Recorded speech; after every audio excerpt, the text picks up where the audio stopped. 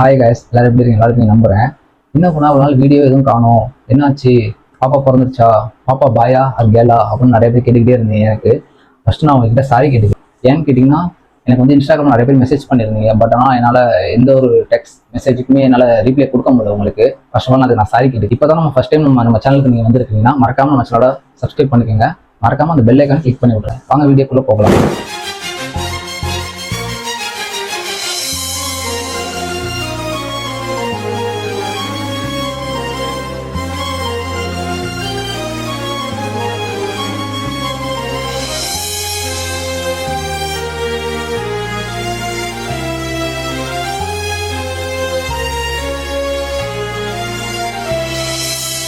Hi guys, இது என்ன vlog அப்படின்னு கேட்டிங்கன்னா, ஏன்டா ஒரு நாள் வீடியோ போடலை அப்படின்னு நிறைய பேர் கேட்டதா இருக்கும். அதுக்கான இந்த vlog தான் சொல்ல போனால் இது இன்னொரு வகையில் இந்த vlog வந்து உங்ககிட்ட சொல்றதுக்கே ரொம்ப எனக்கு வந்து ஹாப்பியாக தான் இருக்குது. ஏன்னா இந்த விஷயத்தை பற்றி நான் உங்ககிட்ட வந்து நான் நேரடியாக ஷேர் பண்ணுறேன் இந்த விஷயத்த. அதனால உங்ககிட்ட எனக்கு அது சொல்றவே எனக்கு ரொம்ப சந்தோஷமா இருக்கு. சொல்ல போனால் என்ன குணம், இவ்வளோ நாள் வீடியோ காணோம், என்ன ஆச்சு, பாப்பா பிறந்துருச்சா, பொண்ணா பையனா அப்படின்னு நிறைய பேர் என்கிட்ட மெசேஜ் நிறைய பேர் பண்ணிட்டு இருக்கு. இன்ன வரைக்கும் அது ஸ்டாப் ஆகலை. பட் ஆனால் எந்த ஒரு மெசேஜ்க்குமே நான் உங்களுக்கு வந்து ரெஸ்பான்ஸ் பண்ண நான் சாரி கேட்டுக்கிறேன். இதுக்கு என்ன விளாக்னு பார்த்தீங்கன்னா, டெலிவரி டயத்தில் என்ன நடந்துச்சு அதுக்கான விளாக் தான். ரொம்ப நாளாக வெயிட் பண்ணிக்கிட்டு இருந்த ஒரு கேள்விக்கு நான் வந்து ஆன்சர் பண்ணாங்க. இடையில கூட ரீசெண்ட் டயத்தில் நாங்கள் இன்ஸ்டாகிராம் ஒரு ஸ்டோரி ஓட் லிஸ்ட் வச்சிருந்தோம். அந்த ஸ்டோரியில் வந்து என்ன கேட்டிருந்தோம்னா, எங்க பாய் ஆர் கேர்ள் இதுக்கு வந்து உங்களோட ஓட் லிஸ்ட் நீங்க சொல்லுங்க என்னவா இருக்கும் அப்படின்னு நாங்கள் தெரிஞ்சுக்கிறதுக்கு கெஸிங் நாங்கள் வந்து ஒரு ஓட் லிஸ்ட் வச்சோம். அதுல மேக்ஸிமம் அதிக பேர் எங்களுக்கு வந்து நீங்க ஓட் பண்ணது பார்த்தீங்கன்னா பாய் பேபின்னு தான் அதிக பேர் ஓட் பண்ணியிருந்தீங்க. நாங்கள் ஏன் உங்களுக்கு அப்டேட் கொடுக்கல, எங்களால் எந்த வித அப்டேட் கொடுக்க முடியாத காரணமே நான் வந்து திருச்சியில் இருக்கேன், அம்மா வந்து சென்னையில் இருக்காங்க. அதனால எங்களால் ரெண்டு பேரும் சேர்ந்த மாரி எங்களால் எந்த அப்டேட் கொடுக்க முடியும். எனக்கு கொஞ்சம் ஒரு சைடு பார்த்தீங்கன்னா ஒர்க் டென்ஷன் வேறு. அம்மா வந்து எப்படின்னா அவளால எந்த வீடியோவும் அப்டேட் கொடுக்க முடியல, அங்கே இருந்த சுச்சுவேஷன் அப்படி. அதனால நானும் சொல்லப்போனால் நான் இங்கேருந்து பாப்பா பிறந்ததுக்கு அப்புறம் தான் நான் இங்கே திருச்சியிலேருந்து நான் சென்னைக்கு போனேன். திருச்சியிலேருந்து நான் பஸ் ஏறும் போதே இதுமாரி உங்களுக்கு குழந்தை பிறந்துருச்சு. அப்போ தான் எங்களுக்கு இன்ஃபார்மே பண்ணாங்க. என்ன பாப்பா பிறந்திருக்கு அப்படின்னு கேட்குற கேள்விக்கு முன்னாடி நான் உங்களுக்கு இன்னொரு விஷயத்த நான் சொல்ல விரும்புகிறேன். ஹாப்பியான விஷயம் என்ன, சேடான விஷயம் என்ன அப்படின்னு கேட்டிங்கன்னா, ஹாப்பியான விஷயம் என்னன்னு கேட்டிங்கன்னா, நான் ரொம்ப ஆசைப்பட்டேன் கேர்ள் பேபி தான் எனக்கு வந்து பிறக்கணும் அப்படின்னு நான் ரொம்பவே ஆசைப்பட்டேன். ஒரு சைடு எனக்கு மனசில் இருந்தாலும் நான் அம்மிக்கிட்ட அதை பற்றி நான் ஒரு சில நேரத்தில் ஷேர் பண்ணியிருக்கேன். இது கேர்ள் பேபி தான் அப்படின்னு, கேர்ள் பேபி தான் பிறக்கும் எனக்கு பிறந்தா அப்படின்னு நான் அம்முக்கிட்ட எங்களுக்குள்ளேயே ஒரு சின்ன ஒரு காம்படிஷன் இருந்துச்சு. காம்படிஷன் சொல்றத விட எங்களுக்குள்ள ஒரு சின்ன ஒரு பந்தயம்னு சொல்லி. ஏன்னு கேட்டிங்கன்னா, அம்முக்கு வந்து பாய் பேபி தான் பிறக்கணும்னு ஆசைப்படுவாங்க, பசங்களுக்கு எப்படியோ பொண்ணு தான் பிறக்கணும்னு ஆசைப்படுவாங்க. அந்த மாதிரி எங்களுக்குள்ள ஒரு சின்ன ஒரு எப்படி சொல்றது, ஒரு சின்னதா ஒரு பந்தயம்னு சொல்லிக்கலாம். பட் ஆனால் அம்மு இதை வந்து தோத்து போயிட்டா. எங்களுக்கு பிறந்திருக்க குழந்தை வந்து பொன் குழந்தை. எனக்கு வந்து கேர்ள் பேபி பிறக்கணும் தான் எனக்கு ரொம்ப நாள் ஆசை. ரொம்ப கிரேசியா இருந்தேன், ஒரு பொன் குழந்தை வரணும் நமக்கு பிறக்கிறது பொன் குழந்தையா தான் இருக்கணும் அப்படின்னு நான் ரொம்ப நாள் வெயிட் பண்ணியிருந்தேன். பட் அந்த விஷயம் எனக்கு வந்து அவங்க இன்ஃபார்ம் பண்ணும்போது எனக்கு ரொம்ப எப்படி சொல்றது, தன்னை மறந்தே நான் ரொம்ப ரொம்ப ரொம்ப ஹாப்பியா இருந்தேன் இந்த விஷயத்துல. இன்னொரு விஷயமும் இருக்கு. இதுல என்ன ஒரு சேடான விஷயம் அப்படின்னு பாத்தீங்கன்னா, அம்மா டெலிவரி டயத்துல வந்து அம்மா கூட நான் இல்லை. இதுதான் ஒரு சேடான விஷயம்னு சொல்லலாம். ஏன்னு கேட்டீங்கன்னா, நான் வந்து இங்க இருந்தப்ப அம்மா வந்து ஹாஸ்பிட்டலுக்கு செக்அப் போறேன்னு சொல்லிட்டு போனாங்க. என்கிட்ட ஒரு மார்னிங் போல என்கிட்ட ஒரு 9:30 அந்த மாதிரி டயத்துல எனக்கு இன்ஃபார்ம் பண்ணாங்க. இன்ஃபார்ம் பண்ணப்ப சரி ஓகே செக்கிங் தான் போறாங்க அப்படின்னு சொல்லி அனுப்பிச்சு விட்டோம். அடுத்த நாள் பாத்தீங்கன்னா அவங்களுக்கு வந்து போயிட்டு வந்துட்டாங்க. போயிட்டு வந்ததுக்கு அப்புறம் ஒரு 2 வீக்ஸ் கழிச்சு திருப்பி அவங்க செக்அப் போறாங்க. செக்அப் போறப்ப அம்மா கிட்ட வந்து நான் கேட்டப்ப என்கிட்ட என்ன சொன்னாங்கன்னா, எனக்கு நீரா போயிட்டு இருக்கு அப்படின்னு என்கிட்ட வந்து அம்மா சொன்னாங்க, ஃபோன்ல சொன்னது. பட் ஆனால் அடுத்த நாள் வந்து ஹாஸ்பிட்டல் போ அப்படின்னு நான் சொன்னேன். அவங்க வீட்லயும் அவங்க அம்மாவும் கூட்டிட்டு போயிருக்காங்க, ஹாஸ்பிட்டல் கூட்டிட்டு போயிருக்காங்க. கூட்டு போயிட்டு அங்க என்ன நடந்திருக்குன்னு பாத்தீங்கன்னா, அம்மா வந்து நீர் போயிட்டு இருக்குன்னு சொல்லியிருக்காங்க. நீர் போயிட்டே இருந்ததுனால ஸ்கேன் எடுத்தாங்க. ஸ்கேன் பார்த்தாங்க. அப்புறம் ஏற்கனவே ஒரு வாட்டி முன்னாடியே அவங்க செக்அப் பண்ணப்பே சொல்லியிருக்காங்க. என்ன சொல்லியிருக்காங்கன்னா, உங்களுக்கு அடுத்த தடவை நீங்க வந்தீங்கன்னா உங்களுக்கு நாங்கள் அட்மிஷன் பண்ணிடுவோம் அப்படின்னு சொல்லியிருக்காங்க. அந்த டயத்துல வந்து பாத்தீங்கன்னா அம்மா வந்து ஸ்கேன் எடுக்கவும் இங்கிட்டும் அங்கிட்டும் அப்படியே அதே ரவுண்ட்ஸ்ல இருந்தனால நான் அம்மா கிட்ட வந்து நான் அதுக்கப்புறம் எனக்கு எந்த டீட்டெயிலுமே எனக்கு தெரியல. ஏன்னு கேட்டீங்கன்னா, அம்மாவோட ஃபோன் வந்து பாத்தீங்கன்னா அவங்க அம்மா கிட்ட இருந்தாங்க. அதனால நானும் அம்மா ஹாஸ்பிட்டல் இருக்கா, அதனால நம்ம கால் பண்ணி டிஸ்டர்ப் பண்ண வேணாம், அவளே எனக்கு வந்து இன்ஃபார்ம் பண்ணுவா அப்படின்னு நான் ரொம்ப நேரமா வெயிட் பண்ணிட்டு இருந்தேன். நான் வந்து உனக்கு இன்ஃபார்ம் பண்றேன் அப்படின்னு அம்மா வந்து சொல்லியிருக்காங்க.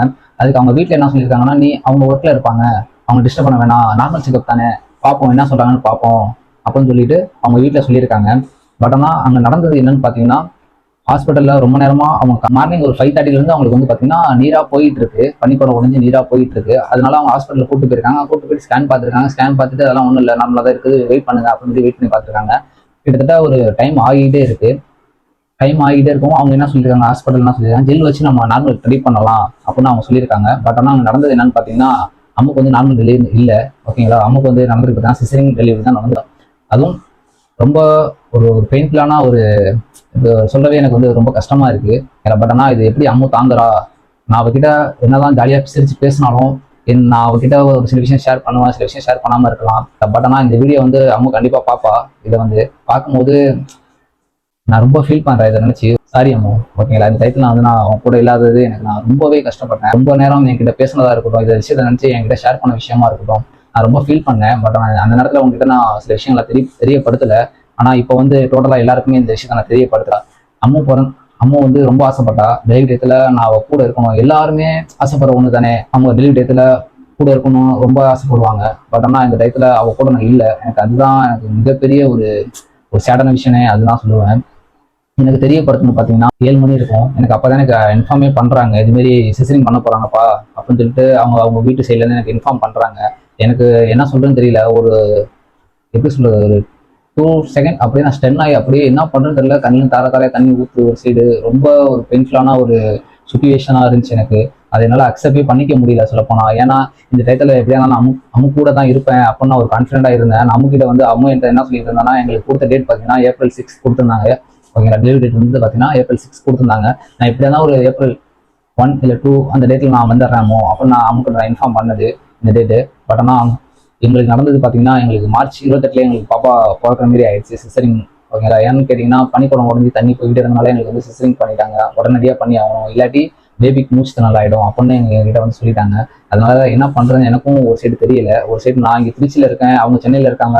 அம்மா டெலிவரி டேட்டில் நான் கூட இல்லையே. எனக்கு அது ஒரு எப்படி சொல்கிறது, ரொம்ப ஒரு கஷ்டமாக இருக்குது. அந்த ஃபீல் வந்து எனக்கு கொடுத்துடக்கூடாது அம்முக்கு அப்படின்னு நான் ரொம்ப ஆசைப்பட்டேன். பட் ஆனால் அந்த ஃபீல் என்னால் கொடுக்க முடியல அம்முக்கு. அதனால நான் வந்து அம்முக்கு நான் சாரி கேட்டுக்கிறேன். சாரி அம்மு, எதுவாக இருந்தாலும் எப்போயா இருந்தாலும் நான் கூடயே தான் இருப்பேன். அதை நினச்சி நீ ஃபீல் பண்ணாங்க. பட் ஆனால் இந்த தடவை தவறி போனதுக்கு நான் ரொம்ப அவங்ககிட்ட நான் மன்னிப்பு கேட்டுக்கிறேன். இங்கேருந்து நான் உடனே ஃப்ரெஷ்அப் ஆகிட்டு உடனே நான் இங்கேருந்து நான் துணியெல்லாம் பேக் பண்ணிவிட்டு சென்னைக்கு நான் கிளம்பிட்டேன். அப்புறமேட்டு பார்த்தீங்கன்னா அவங்கள வந்து கிட்டத்தட்ட ஒரு 11 days பார்த்தீங்கன்னா நாங்கள் ஹாஸ்பிட்டல்லே தான் இருந்தோம். 11 days நாங்கள் ஹாஸ்பிட்டல்லே தான் இருந்தோம். அதுக்கப்புறம் தான் எங்களுக்கு டிஸ்சார்ஜே பண்ணாங்க. அதுக்குள்ளாட்டியும் அது ஒரு இதுவே அங்கே இருந்த ஒரு சில இந்த 11 daysமே எங்களுக்கு பார்த்தீங்கன்னா ஒவ்வொரு பிரச்சனையாக ஒன் டேக்கு ஒவ்வொரு பிரச்சனையாக வந்து எங்கள்கிட்ட சொல்லிக்கிட்டே தான் இருந்தாங்க. பாப்பாவுக்கு இது இருக்குது, அது இருக்குது, இது கேட்கல, இது பண்ணலை, அப்படி இப்படின்னு எங்கள்கிட்ட ரொம்பவே எங்களை வந்து ரொம்ப பயன்படுத்தினாங்க அந்த ஹாஸ்பிட்டலில். பட் நான் என்ன சொல்கிறேன்னு தெரியல. அந்த டைமில் பார்த்தீங்கன்னா என்னால் எதுவுமே ஃபேஸ் பண்ண முடியல. ரொம்ப ஒரு சேடான ஒரு விஷயம். ரெண்டாவது பார்த்தீங்கன்னா என்னால் என்ன பண்ணலாம் அப்படிங்கிற ஒரு அடுத்த மைண்ட் செட்டுக்கு எனக்கு வந்து நகர்த்திட்டு போக முடியல என்னால். ஏன்னா அம்மா கூட இல்லை அப்படிங்கிற விஷயம் வந்து எனக்கு எப்படின்னா ரொம்பவே எனக்கு வந்து அந்த விஷயம் சேடாக இருந்துச்சு. ரொம்ப ஃபீல் பண்ண அந்த விஷயத்தை நினச்சி. பட் நான் இன்ன வரைக்கும் அம்மா என்கிட்ட அந்த ஒரு கேள்வியை அடிக்கடி சொல்லுவாள். சில டயத்தில் எனக்கு என்கிட்ட கேட்பா. பட் ஆனால் அந்த விஷயத்தை அந்த டயத்தில் வந்து என்னால் எதுவும் பேச முடியல அம்மாக்கிட்ட. இப்படி யாவுன்னு அம்முக்கும் தெரியாது, எனக்கும் தெரியாது. நாங்கள் ஒன்று நினச்சோம், பட் ஆனால் அங்கே நடந்தது ஒன்றா இருந்துச்சு. எங்களால் அது வந்து எங்கள் 2 பேர்த்தாலுமே எங்களால் அக்செப்ட் பண்ணிக்கவே முடியல இந்த விஷயத்த வந்து. பட் எனிவே நடந்தது எல்லாமே நல்லபடியாக நடந்துச்சு. அது வரை சந்தோஷம். பட் வீடியோ எப்போ வரும் அப்படின்னு கேட்டிங்கன்னா உங்களுக்கு சீக்கிரத்திலேயே உங்களுக்கு வந்து நான் அப்டேட் நான் கொடுக்குறேன். முடிஞ்ச அளவுக்கு நாங்கள் வந்து அப்டேட் கொடுக்க பார்க்குறோம். அதில் நீங்கள் எந்த அளவுக்கு எங்களுக்கு வந்து நீங்கள் சப்போர்ட் கொடுக்குறீங்களா, ஒரு லெவல் சப்போர்ட் எங்களுக்கு வந்து எந்த அளவுக்கு சப்போர்ட் கிடைக்குது பார்த்தீங்கன்னா, எங்களால் உங்கள் சப்போர்ட் இல்லைன்னா எங்களால் எதுவும் பண்ண முடியாது. இவ்வளோ தூரம் நாங்கள் வந்து இவ்வளோ மூவ் ஆன் ஆகிருக்கோம்னா அதுக்கு ஒன் ஆஃப் த ரீசன் பார்த்தீங்கன்னா நீங்களாக தான் இருப்பீங்க. ஓகேங்களா? இதுக்கு ரீசன் வேறு யாருமே இருக்க மாட்டாங்க. ஃபர்ஸ்ட் ஆஃப் ஆல் எனிவே நீங்கள் இல்லைன்னா நாங்கள் இல்லை.